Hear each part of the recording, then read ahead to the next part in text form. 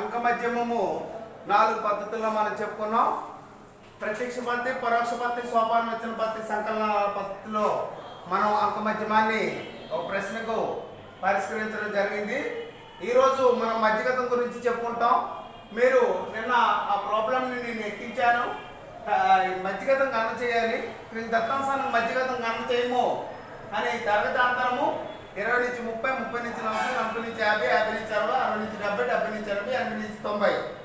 అలానే మన పౌనఃపున్యం 16, 10, 6, 10, 12, 18, 8 అనేటటువంటి లెక్కని ఈరోజు ఆ ఇచ్చినటువంటి ప్రశ్నని ఈరోజు మనం ఆ ప్రశ్నకి సంబంధించి మధ్యగతాన్ని మనం గణన చేయడం ఎట్లా అనేది చెప్పుకుంటాం.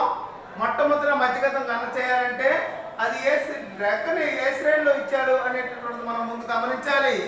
దీనిలో తరగతాంతరము, పౌనఃపున్యం 2 ఇవ్వడం జరిగింది. అయితే ఈ తరగతాంతరము, పౌనఃపున్యం ఇచ్చేటప్పుడు ఆ పౌనఃపున్యం అనేటటువంటిది ఇచ్చారంటే అది ఇచ్చిన శ్రేణి కావచ్చు, లేదా అవిచ్చిన శ్రేణి కావచ్చు. అది అవిచ్చిన శ్రేణి అవ్వాలి అంటే మధ్య విలువైనా ఉండాలి, లేదా తరగతాంతరమైనా ఉండాలి. కాబట్టి ఇక్కడ ఇచ్చినటువంటి ప్రశ్నలో మనకి తరగతాంతరం ఉన్నది కాబట్టి, అలాగే మనకి పౌనఃపున్యం ఇచ్చాడు కాబట్టి మనం ఏమనుకుంటాం, ఈ ఇచ్చినటువంటి శ్రేణి అవిచ్చిన శ్రేణి అని చెప్పేసి మనం అనుకోవడం జరుగుతుంది. ఇది అవిచ్చిన శ్రేణి కాబట్టి మధ్యగతాన్ని మనం గణన చేయాలి. మధ్యగతం అనేది స్థానగత సగటు, పొజిషనల్ యావరేజ్ స్థానగత సగటు. అంటే ఈ మధ్యగతము, బాహుళకం అనేవి స్థానగత సగట్లు. మధ్యగతానికి ఉండేటటువంటి సూత్రం ఏంటి మనం మొట్టమొదటి తెలుసుకోవాలి. సూత్రం సహాయంతో మనం పట్టికను తయారు చేయాలి. ఇచ్చినటువంటి వరుసలు రెండింటికి మరొక అదనపు వరుస జోడించి మనం 3 వరుసలతో ఈరోజు మధ్యగతాన్ని మనం పరిష్కరించడం జరుగుతుంది. మధ్యగతం తాలూకా జవాబుని మనం కొనుక్కోవడం జరుగుతుంది. దత్తాంశానికి ఇచ్చినటువంటి దాంట్లో మొట్టమొదటి తరగతంతరం అని ఇచ్చాడు, దాని పేరిస్తే పేరు రాస్తాము, సిఐ క్లాస్ ఇంటర్వల్. తర్వాత రెండవ దాంట్లో పౌనఃపున్యం పేరిస్తే పేరు రాస్తాము, ఫ్రీక్వెన్సీ పౌనఃపున్యం. ఇది మూడో దీనికి వచ్చేటప్పుడు మనకి సంచిత పౌనఃపున్యము. సంచిత పౌనఃపున్యం అంటే మనకి క్యుములేటివ్ ఫ్రీక్వెన్సీ సిఎఫ్. ఇవి మనం 3 వరుసలు నమోదు చేయవలసి ఉంటుంది. తర్వాత 3 వరుసలకి 3 నంబర్స్ ఇస్తాం, 1, 2, 3 అని చెప్పి. తర్వాత ఇచ్చిన తరగతాంతరాన్ని మనం ఈ ఉండేటటువంటి ప్లేస్లో ఆ ప్లేస్ సంబంధించి ఇటువైపు అటువైపు కొంత గ్యాప్ని మనం ఇచ్చేస్తూ మన తరగతాంతరాన్ని నమోదు చేస్తాం. అలాగే పౌనఃపున్యాన్ని నమోదు చేస్తాం. ఈ 2 నమోదు చేసిన తర్వాత సంచిత పౌనఃపున్యాన్ని మనం కనుక్కొని ఈ ప్రశ్నకి మనం జవాబుని సమకూరుస్తాం. ఇప్పుడు దీనికి సంబంధించి కింద కూడా మీకు టోటల్గా చెప్పుకున్నాను, టోటల్ ఏమని చెప్పుకున్నాను, దీనిలో కింద కూడా టోటల్ రాస్తాము. దీనికి సంబంధించి ముందు ఎఫ్ కలిపేస్తాం, సిగ్మా ఎఫ్ వెరసీ total and frequency total sum. ఆ ఫ్రీక్వెన్సీ తర్వాత టోటల్ ఇప్పుడు కలిపితే 8, 8, 16, 18, 24, 6, 30, 3, 5, 6, 6, 2, 8, 80. ఇది టోటల్. నెక్స్ట్ సంచిత పౌనఃపున్యం కట్టాలని చెప్పాను. సంచితము అంటే మీకు చెప్పాను ఆల్రెడీ. మొదట ఇక్కడ 16 రాస్తాను. 16 10 కలిపితే 26, 26 6 కలిపితే 32, 32 10 కలిపితే 42, 42 12 కలిపితే 54, 62, 54, 18, 72, 72, 8, 80. ఈ చివర టోటల్ ఎంతైతే వచ్చిందో ఇక్కడ చివర అంతే రావాలి. ఒకవేళ రాకపోయినట్లయితే సంచితం చేయడంలో ఎక్కడో మనం పొరపాటు పడ్డాం అని అనుకుని మనం రాసేటప్పుడే ముందుకుండా 1కి 2 సార్లు తనిఖీ చేసుకుని చెక్ చేసుకుని మనం రాయడం అనేది మంచిది. అంటే మధ్యగతము అయిపోయిన గణన, అవిచ్చిన శ్రేణులు, తరగతి అంతరము, ఈ పేరిస్తే పేరు రాస్తాం, లేకపోతే లేదు. సిఐ క్లాస్ ఇంటర్వల్ 1వ వరుస. 2వ వరుసకు వచ్చేటప్పుడు పౌనఃపున్యము పేరు ఇచ్చేటప్పుడు కూడా పేరు రాస్తాం, లేదు అంటే ఫ్రీక్వెన్సీ ఎఫ్ 2వ వరుసలో. 3వ వరుసకు వచ్చేటప్పుడు సంచిత పౌనఃపున్యము సిఎఫ్ క్యుములేటివ్ ఫ్రీక్వెన్సీ 3వ వరుస మనం నమోదు చేస్తాం. 3 వరుసల లెక్కని మనం సాల్వ్ చేయడం జరుగుతుంది. మధ్యగతం ఇది. మధ్యగతాన్ని సాల్వ్ చేయాలంటే దత్తాంశంలో మనం మొట్టమొదటిగా మధ్యగతం తరగతిని గణన చేయాలి. అంటే మధ్యగతం తాలూకా జవాబు అనేది ఆ తరగతి మధ్యలో ఉంటుంది. అంటే మనము గణన చేసిన తరగతి మధ్యలో ఉంటుంది. అసలు మధ్యగతం తరగతి ఏ విధంగా గణన చేస్తాం. నెక్స్ట్ మీకు మొట్టమొదటి నేను చెప్పాను, మధ్యగతం చేసేటప్పుడు ఖచ్చితంగా పెట్టాలి, ఒక ఆర్డర్ని మనం ఫాలో అవ్వాలి. ఏ ఆర్డర్ అక్కడ అసెండింగ్ డిసెండింగ్ అంటే ఏంటి? ఇక్కడ మనకి ఆరోహణ క్రమం అంటే తక్కువ నుంచి ఎక్కువ ఆరోహణ, తక్కువ నుంచి ఎక్కువ, అవరోహణ క్రమం అనేసరికి ఎక్కువ నుంచి తక్కువ. ఎప్పుడు కూడా దత్తాంశంలో అంశాలు కానీ ఎక్కువైనట్లయితే తప్పనిసరిగా మనం ఏం చేస్తామంటే తక్కువ నుంచి ఎక్కువ కానీ ఎక్కువ నుంచి తక్కువ కానీ నమోదు చేయడం జరుగుతుంది. దత్తాంశం ఎక్కువ ఉండేటప్పుడు, దత్తాంశంలో ఉండేటటువంటి అంశాలు తరగతులు ఎక్కువ ఉండేటప్పుడు ఎప్పుడూ కూడా మనం తక్కువ నుంచి ఎక్కువకే నమోదు చేయవలసి ఉంటుంది. తక్కువ నుంచి ఎక్కువ అంటే ఏంటి? తక్కువ నుంచి ఎక్కువ అంటే అక్కడ చూడండి, 20 నుంచి 30 ఇచ్చాడు, 30 నుంచి 40, 40 నుంచి 50, 50 నుంచి 60, 60 నుంచి 70, 70 నుంచి 80, 80 నుంచి 90. ఒక ఆర్డర్లో ఈ తరగతులు ఉన్నాయి. ఒకవేళ ఈ ఆర్డర్లో ఈ తరగతి లేకుండా 20 నుంచి 30 ఉంది, తర్వాత 40 నుంచి 50 ఇచ్చాడు, తర్వాత 50 నుంచి 60 ఇచ్చాడు, తర్వాత 60 నుంచి 70 ఇచ్చాడు, తర్వాత 30 నుంచి 40 ఇచ్చాడు, తర్వాత 80 నుంచి 90 ఇచ్చాడు అనుకోండి, మనం ఒక ఆర్డర్లో పెట్టాలి, క్రమంలో మనం దాన్ని తీసుకురావాలి. ఇప్పుడు కూడా ఇంతవరకు కూడా అలా డిజార్డర్గా మనకి ఈ కంటిన్యూస్ సిరీస్ ఇవ్వలేదు. ఒకవేళ ఇచ్చినట్లయితే మనం ఏం చేయాలంటే ఏ తరగతి తర్వాత ఏ తరగతి వస్తుంది, ఆ తర్వాత ఎదురుగా ఉన్న పౌనపుణ్యం ఎంత? ఫర్ ఎగ్జాంపుల్ 20 నుంచి 30 ఇచ్చాడు, 16 పౌనపుణ్యము. ఆ 30 నుంచి 40 తీసుకొచ్చి ఇక్కడ ఇచ్చాడు, అదే పౌనపుణ్యం 10 ఉంది. ఒకవేళ ఈ 30 నుంచి 40ని మనం ఇక్కడ తెచ్చినట్లయితే ఆ 30 నుంచి 40కి ఎంత ఎదురుగా ఎంత పౌనపుణ్యం ఉందో అంతే నమోదు చేయాలి. ఫర్ ఎగ్జాంపుల్ 50 నుంచి 60 తరగతి 10 ఇచ్చాడు, ఈ 50 నుంచి 60 తర్వాత 80 నుంచి 90 వచ్చింది ఇక్కడికి, దాని తర్వాత అంతరం 8. 80 నుంచి 90 ఎక్కడ ఉండాలో అక్కడ ఉంటూ దాని తర్వాత పౌనపుణ్యం అనేది దానికి ఎదురుగా ఉన్న పౌనపుణ్యం ఎంత ఉందో అంత రాయాలి. అంటే ఇక్కడ 20 నుంచి 30కి 16 ఉంది, 30 నుంచి 40కి 10 ఉంది, మధ్య మీ తరగతి ఇవ్వలేదు, ఎక్కడో ఇచ్చేసాడు.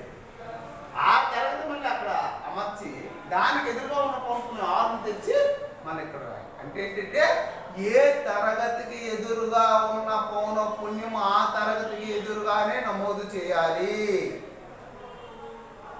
అంటే దత్తాంశంలో ఉండేటటువంటి అంశాలు లేదా తరగతి అంతరము లేదా మధ్య బిందువులు ఒక క్రమములో ఉంటే మాత్రమే ఈ మధ్యగతాన్ని మనం గణన చేస్తాం. అంటే మీకు ఇంకా అర్థం కాదని చెప్తున్నాను. 20 నుంచి 30కి 16 అనేది ఉంది, ఇక్కడ 50 నుంచి 60 తెచ్చేసాడు, 10 ఇచ్చాడు, ఇక్కడ 30 నుంచి 40 అన్నాడు, 10 అన్నాడు, అలానే మనకు 60 నుంచి 70కి ఇచ్చాడు, 12 అన్నాడు, 80 నుంచి 90 అన్నాడు, 8 ఇచ్చాడు, 70 నుంచి 80కి వచ్చాం, 18 ఇచ్చాడు, ఇక్కడ 3, 3, 6, ఇక్కడ 3, 3, 6, 1, 7. ఇంకొక అంశము ఇంకోటి ఉంది, ఇంకోటి ఏమున్నది ఇంకోటి 40 నుంచి 50 మిగిలిపోయింది. 40 నుంచి 50 ఇక్కడ మనకి ఆల్రెడీ ఎంత ఇచ్చాడు? 6 ఇచ్చాడు. ఇప్పుడు ఇవి జార్డర్లో ఉన్నాయి. 20 నుంచి 30 తర్వాత 30 నుంచి 40 ఉండాలి, 50 నుంచి 60 ఉంది, 50 నుంచి 60 తర్వాత 60 నుంచి 70 ఉండాలి, 30 నుంచి 40 ఉంది. ఇలాగా డిజార్డర్లో ఉంది. దీన్ని మనం ఆర్డర్లో పెట్టుకోవాలి. 20 నుంచి 30, 30 నుంచి 40, 40 నుంచి 50, 50 నుంచి 60, 60 నుంచి 70, 70 నుంచి 80, 80 నుంచి 90. వాటికి ఎదురుగా ఉండేటటువంటి పౌనపుణ్యాన్ని మనం రాసుకుని ఈ విధంగా తయారు చేసుకోవాలి. అంటే మధ్యగతాన్ని గణన చేయాలి అంటే మధ్యగతము లేదా మధ్యగతముపై ఆధారపడే మానాలు వాటిని గణన చేయాలంటే ఆరోహణ లేదా అవరోహణ క్రమంలో మనం అమర్చవలసి ఉంటుంది. అంశాన్ని కానీ లేదా తరగతి అంతరాలను కానీ తరగతులు కానీ లేదా మధ్య విలువను కానీ మనం ఆర్డర్లో ఉంచవలసినటువంటి అవసరం ఉంటుంది. ఎప్పుడు ఆర్డర్ అనేది ఎక్స్కు సంబంధించినటువంటి అంశము, ఎఫ్కు సంబంధించింది కాదు. ఎక్స్లో ఉండేటటువంటి వాటిని లేదా సిఐని మనం ఈ విధంగా అమర్చవలసి ఉంటుంది. ఈ విధంగా మనం అమర్చాము. అమర్చిన తర్వాత పౌనపుణ్యం రాసాము. పౌనపుణ్యం రాసిన తర్వాత సంచిత పౌనపుణ్యము 16, 16 10 కలిపితే 26, 26 6 కలిపితే 32, 32 10 కలిపితే 42, 42 12 కలిపితే 54, 54 18 కలిపితే 72, 72 8 కలిపితే 80. పౌనపుణ్యం మొత్తం రాసిన తర్వాత ఈ మొత్తానికి సరిపోయిందా లేదా చూసుకోవాలి. ఏదైనా పొరపాటు జరిగినట్లయితే ముందుకుండా మనం చెక్ చేసుకున్న ఒకటికి 2 సార్లు మనం రాయాలి. అంటే చెక్ చేసుకుంటూ రాయాలి. రాసిన తర్వాత మళ్ళీ చిత్తు కొట్టడం, మళ్ళీ దాన్ని మార్కింగ్ చేయడం, ఏదో రకంగా రాయటం వల్ల మనకి డిస్టర్బెన్స్ అనేటటువంటి క్రియేట్ అవ్వడానికి అవకాశం ఉంటుంది. కాబట్టి మనం ముందుకుండా జాగ్రత్త చూసుకొని 3 వరుసలతో ఈ పట్టికను తయారు చేసిన తర్వాత మధ్యగత తరగతి కనుక్కోవాలి. అంటే మధ్యగతము దేనిలో ఉంది? మధ్యగతం తరగతి కనుక్కోవాలి. మధ్యగతం తరగతిని కనుక్కోవడానికి మొట్టమొదటిగా మనం ఏం చేయాలంటే ఈ పట్టిక కింద రాస్తాం. పట్టిక కింద మనం నమోదు చేసుకుంటాం. ఏంటని? మధ్యగతము తరగతి గణన. మధ్యగతము తరగతి గణన ఇది రాయాలి. m = median. m = n/2 వ అంశము. n/2 వ అంశము. m = n/2 వ అంశము.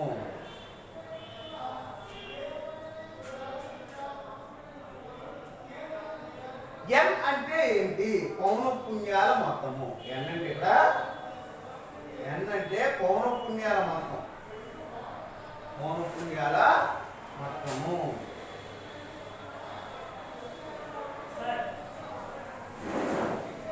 m = n/2 అవసరం. n అంటే సిగ్మా f. n అంటే సిగ్మా f. సిగ్మా f ఎంత? 80 బై 2 వ అంశము.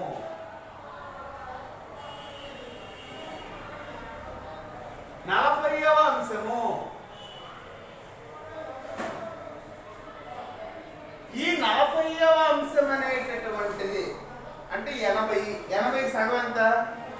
40. ఈ 40 అనేది సంచిత పౌనఃపున్యంలో ఎక్కడ ఉందో నమోదు చేయాలి. అంటే m = n/2 అంశం. n అంటే సిగ్మా f 80 బై 2 40వ అంశము. ఇలాగా నెక్స్ట్ వాక్యం ఏంటంటే 40వ అంశము. ఇలా వాక్యం రాసుకుంటూ వెళ్ళిపోవాలి చివరి వరకు. సంచిత పౌనఃపున్యము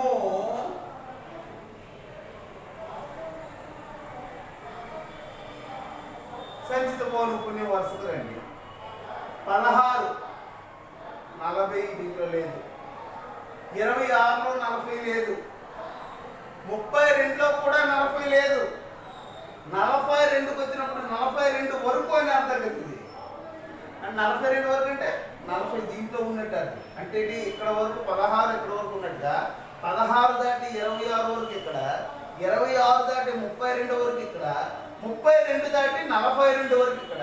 అంటే ఈ 40వ అంశం అనేది 42లో ఉంది. సంచిత పౌనఃపున్యం ఎంతలో ఉంది? 42లో ఉన్నది. కావున దానికి ఎదురుగా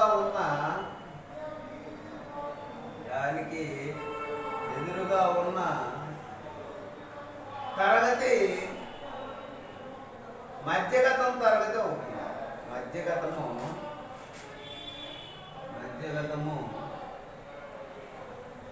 తరగతి అవుతుంది.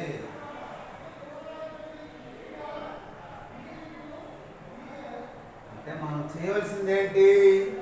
మధ్యగతం తరగతి మనం కనుక్కోవాలి. మధ్యగతం తరగతి ఐఫన్ గణన. m అంటే మీడియన్ మధ్యగతము. m = n/2 వ అంశము. అంటే దత్తాంశాన్ని చెరిసగము. n/2 n అంటే సిగ్మా f పౌనఃపున్యాల మొత్తము బై 2 వ అంశము. 40వ అంశము. 40వ అంశం అనేది సంచిత పౌనఃపున్యం ఎక్కడ ఉన్నది అంటే 16 అనేది దాంట్లో లేదు, 26లో లేదు, 32లో లేదు. కానీ ఇక్కడ ఎంత ఉంది? 42 ఇక్కడ ఉన్నట్టుగా అర్థం. అంటే దీని అర్థం ఏంటి? 16 వరకు ఇక్కడ, 26 వరకు ఇక్కడ, 32 వరకు ఇక్కడ, 32 దాటి 42 వరకు ఇక్కడ. అంటే 32 దాటి 42 అంటే దాంట్లో 40 ఉందని అర్థం. 32 దాటి 42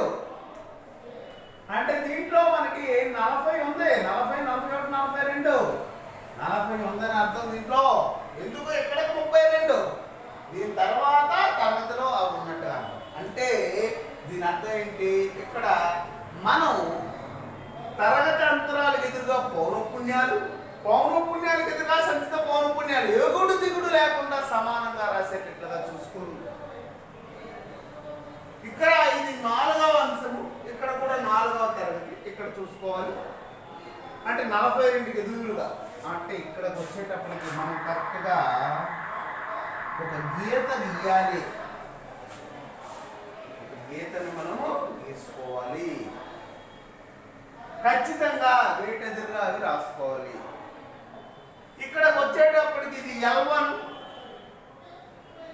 ఇది L2. Capital L limit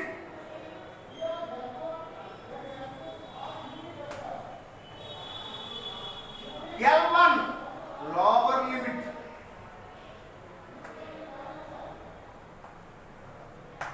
L2 upper limit.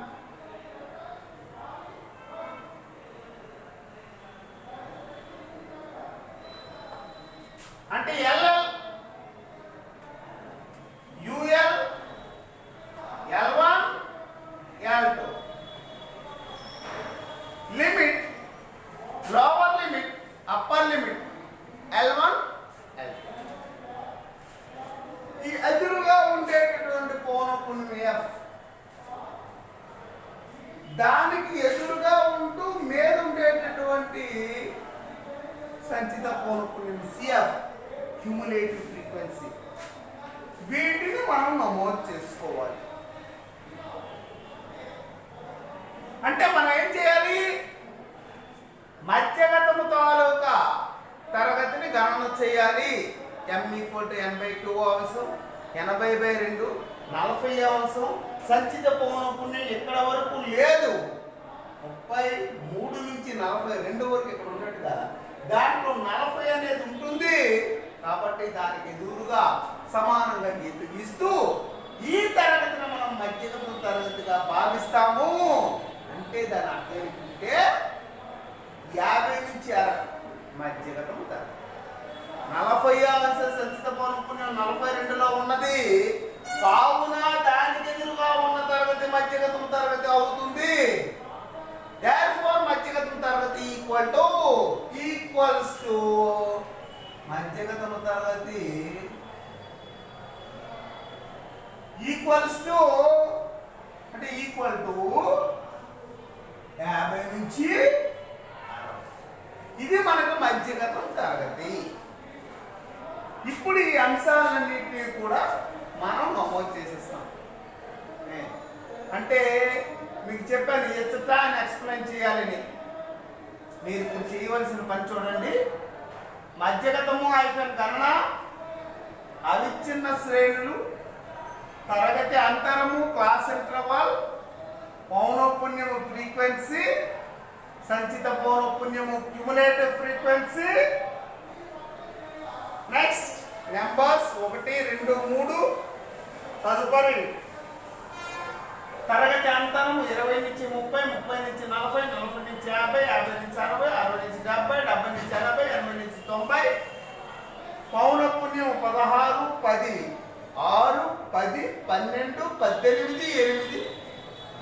సంచిత పౌనఃపున్యము 16, 16 10 కలిపితే 26, 26 కలిపితే 32, 32 కలిపితే 42, 42 12 కలిపితే 54, 54 18 కలిపితే 72, 72 కలిపితే 80. Sigma F = 80. ఇప్పుడు పట్టిక పూర్తయింది.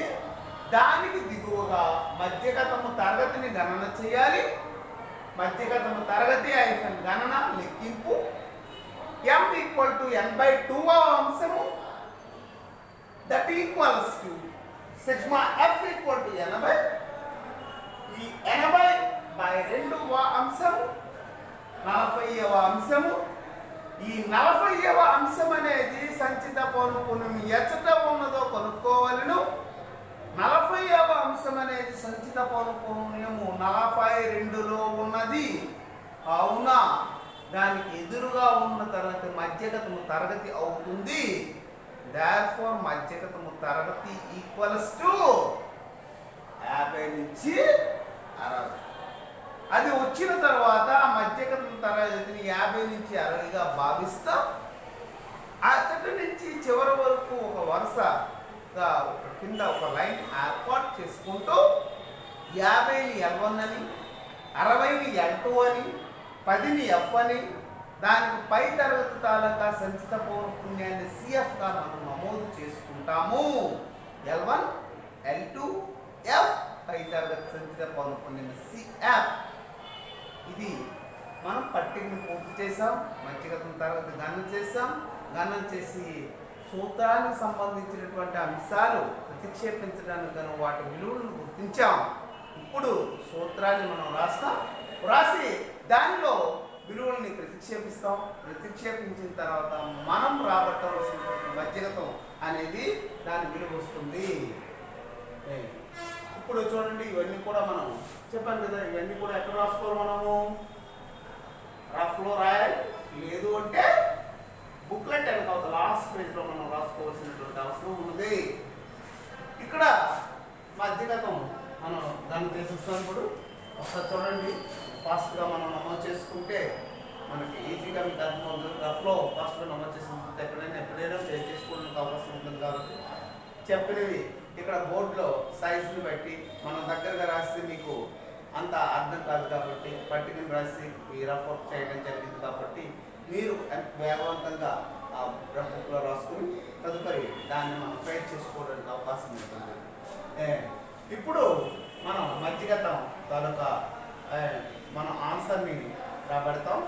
మధ్యగతానికి సూత్రం ఏంటి? అసలు మధ్యగతాన్ని మనం ఏమని చెప్పాము? పొజిషనల్ యావరేజ్ అని చెప్పాము. పొజిషనల్ యావరేజ్ స్థానగత సగటు అని చెప్పున్నాను. ఇప్పుడు మధ్యగతము ఏంటి రాయాలి? ఒక వాక్యం పట్టి కింద వాక్యం రాస్తాం. పట్టి క్లోజ్ చేసేసి పట్టి కింద మనం వాక్యం రాసుకుంటాం. వాక్యం ఆ వాక్యం ఏంటి? పట్టి కింద మధ్యగతము అయిపోయిన అవిచ్ఛిన్న శ్రేణులు. ఇక్కడ ఏ పద్ధతి అనేది మనకు లేదు కదా. అవిచ్ఛిన్న శ్రేణులు అని రాసేసి ఇలా ఒక అండర్లైన్ చేసి స్థానగత సగటు అని చెప్పాము. స్థానగత సగటు అది స్థానగత సగటు అంటే positional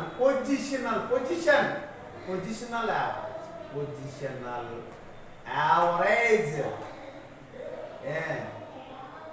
POSI TIONA positional average AVERAGE positional average. దాని సూత్రం ఏంటంటే M equals to capital L plus గీత N/2 minus CF by F into I లేదా C. ఇది సూత్రం అండి. సూత్రాన్ని రకరకాలుగా రాస్తారు. ఏ విధంగా రాసుకున్నా సూత్రంలో ఉండేటటువంటి అంశాలు 5 రకరకాలు. CFని క్యాపిటల్ F అని రాయడం జరుగుతుంది, లేదా F' అని రాయడం జరుగుతుంది. F' అంటే దీంట్లో సూత్రంలో చూడండి, ఇది L1 అని రాయడం జరుగుతుంది. కొన్నిసార్లు Lని L2 అని రాయడం జరుగుతుంది. అప్పుడు ఇక్కడ మైనస్ వస్తుంది. కొన్నిసార్లు L/2ని M అని రాస్తాం. CFని ఏం చేస్తామంటే క్యాపిటల్ F అని లేదా F' అని రాస్తాం. సూత్రంలో రకరకాలు ఉంటాయి. ఏ సూత్రం రాసినా అక్కడ ఉండేటటువంటి ఎక్స్ప్లెనేషన్ ఇచ్చినటువంటి వివరణ బట్టి మనం నమోదు చేయడం జరుగుతుంది. అంటే ఇది L1 అని కానీ L2 అని కానీ రాసిన L1 అని రాసిన L1 అంటే ప్లస్ ఉంటుంది, L2 అంటే మైనస్ ఉంటుంది అంతే. నెక్స్ట్ ఇక్కడికి వచ్చేటప్పుడు N/2ని M మ్యాగ్నిట్యూడ్ స్మాల్ M గుర్తిస్తాం. CFని క్యాపిటల్ F అని రాయొచ్చు, లేదా F' అని రాయొచ్చు. F దీన్ని F' ఏం అర్థం కదా. సూత్రం ఎలా ఉన్నా ప్రతిక్షేపించడం ఒకేలా ఉంటుంది, విలువలు కూడా ఒకేలా ఉంటాయి. ఈ సూత్రం మీరు రాస్తారు. కింద రాసి సెంటర్కి వస్తారు. ఇచ్చటాన్ని ఎక్స్ప్లెయిన్ చేయాలి. ఏటేటి ఇచ్చట ఉన్నాయి? ఇచ్చట M ఈక్వల్ మధ్యగతం అంటాం, అదే కొనుక్కుంటున్నాం. L అంటే 2, దిగోది. ఇక్కడికి వచ్చినప్పుడు దిగోది అని రాస్తాం. L1 దిగోది L1 అని అర్థము. N/2 పౌనఃపున్యాల మొత్తాన్ని 2చే భాగించగా పౌనఃపున్యాల మొత్తాన్ని పౌనఃపున్యాల మొత్తాన్ని రెండుచే భాగించగా వచ్చిన ఫలితము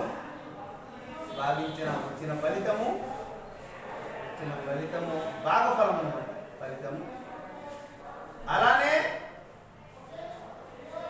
ఎఫ్ మధ్యగతం తరగతి పౌనఃపున్యము. ఐఆర్సి అంటే ఏమవుతుంది? క్లాస్ ఇంటర్వల్ తరగతి అంతరం. ఇది పౌనఃపున్యము, ఇది సంచిత పౌనఃపున్యం. సిఎఫ్ క్యుములేటివ్ ఫ్రీక్వెన్సీ ఏంటి? సంచిత పౌనఃపున్యం. ఇక్కడ చూడండి, మరొకసారి సూత్రం చెప్తాను. సూత్రాన్ని ఎక్స్ప్లెయిన్ చేస్తాం. ఇక్కడ ఏంటంటే సూత్రం ఏంటి? Capital M equal to capital L plus n/2 minus CF by F into I of C. Capital M మధ్యగతము, L అంటే దిగువది, n/2 చెప్పాను. అంశాన్ని రెండుతో భాగించగా CF మధ్యగతం తరగతి పై తరగతి తాలూకా సంత పౌనఃపున్యము, F అంటే మధ్యగతం తరగతి పౌనఃపున్యము, I లేదా C క్లాస్ ఇంటర్వల్. అది మనకి ఇక్కడ తరగతి అంతరం మనం చూస్తాం. ఏ తరగతి అంతరం ఇక్కడ 10 ఉంది, 60లో 50 తీస్తే 10. L2 మైనస్ L ఉన్నది. దీనికి సంబంధించి సూత్రంలో విలువల్ని ప్రతిక్షేపించి రేపు వచ్చేటప్పుడు దీని తాలూకా జవాబు